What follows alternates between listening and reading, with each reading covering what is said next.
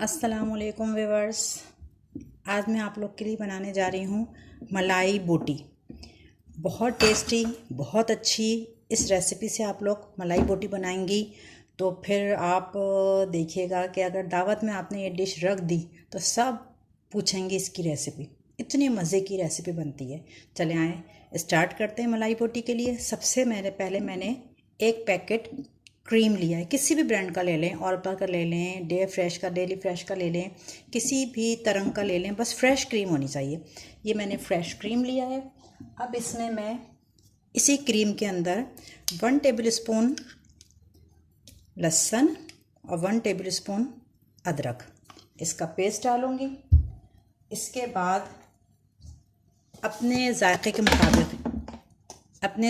मुताबिक कि कैसा नमक खाते हैं, मैं 1 टीस्पून सॉल्ट डाल रही हूँ।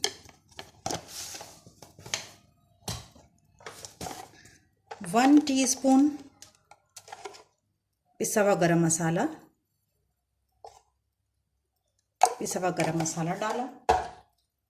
2 टेबल स्पून मैंने लिया है सफ़ेद मिर्च, इसलिए कि सारा मिर्च जो है वो यही चीज़ रखेगी, हम रेड मिर्च तो यूज़ करेंगे नहीं। 2 टीस्पून सफ़ेद मिर्च पिसी हुई ये लेंगे। ये हरी मिर्च, 3-4 हरी मिर्च को इस तरह पेस्ट बना लिया है। ये तकरीबन 2 टेबल स्पून होंगी, ये पूरी डाल देंगे। ये 3 to 4 लेमन जूस, ये मैंने कोई प्रिजर्व किया हुआ लेमन जूस यूज़ नहीं किया, बल्कि ताज़ा नींबू में से अभी निकाला है। ये सारा डाल देंगे। 1 कप ऑयल, ये ऑयल डाल दिया। ये देखें, इस तरह ये जो हैंड बीटर होता है ना, विस्क, इससे मैंने मैश किया इसको, सारी चीज़ों को। अब इसमें कुछ नहीं पता चल रहा कहाँ ऑयल है क्या है, और ये भी स्मूथ सा टेक्सचर बन गया है ये मलाई के साथ। इसमें मैं डालूँगी तकरीबन ये 3 पाव बोनलेस चिकन है, ये डाल दिया सारा। और इस चिकन को इसमें सब अच्छे तरीके से इसको मिक्स करके, सबसे पहले इसको मिक्स करेंगे। वो चिकन को मैरिनेट करके सब मलाई के उसमें क्रीम में सारे मसाले मिक्स करके चिकन को तो मिक्स करके रख दिया।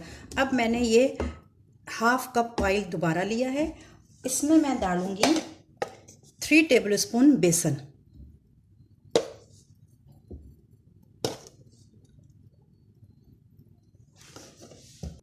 इस बेसन को इसमें पहले मिक्स करेंगे, अभी चूल्हे पे नहीं रखना, नहीं तो फिर ना वो बेसन एकदम जलने लगेगा। अभी मैं इसका पेस्ट बनाऊंगी इस तरह।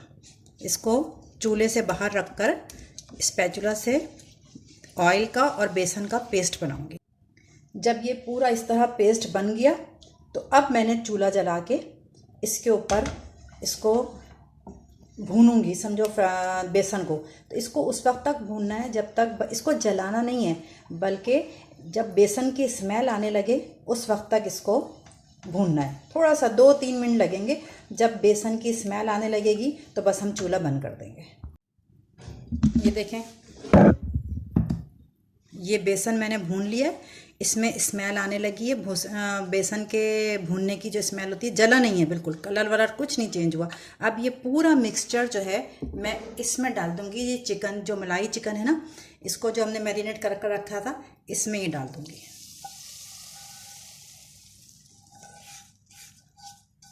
ये पूरा बेसन इसमें डाल दिया। अब इसको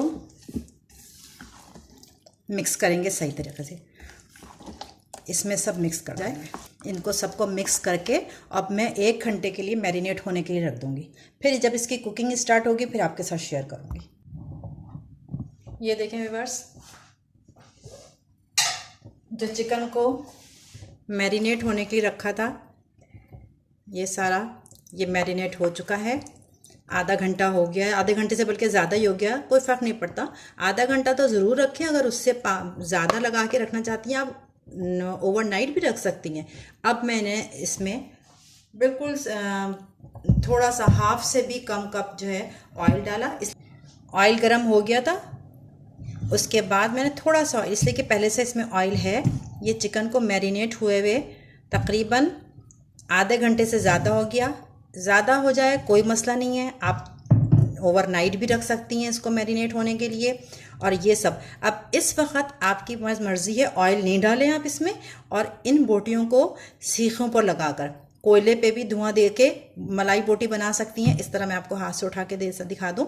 ये इस तरह एक एक बोटी को इस मसाले समेत सलाखों में लगा के सीखों में, और आप इसको कोयले पे धुआं देकर इसकी ये भी बारबेक्यू बना सकती हैं। और थोड़ा सा ऑयल जो है वो गरम करके और इसमें इसको करने के बाद ये इसमें से थोड़ा सा पकने लगे, ये हल्की आंच पे करके भी चिकन को गला सकती हैं। बिल्कुल ड्राई सी होगी ये, अभी जब गल जाएगी ये पूरी तैयार हो जाएगी तो फिर मैं बताती हूँ इसके आगे का प्रोसेस।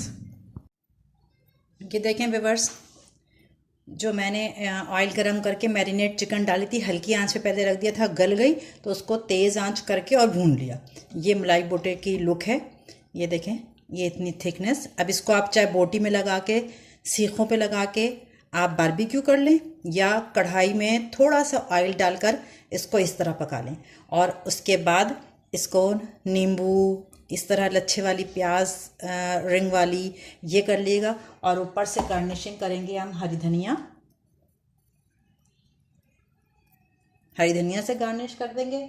2-4 इसमें ऐसी एक हरी मिर्च काट के डाल देंगे लुक के लिए। और ये सर्विंग के लिए मलाई बोटी जो है वो तैयार है।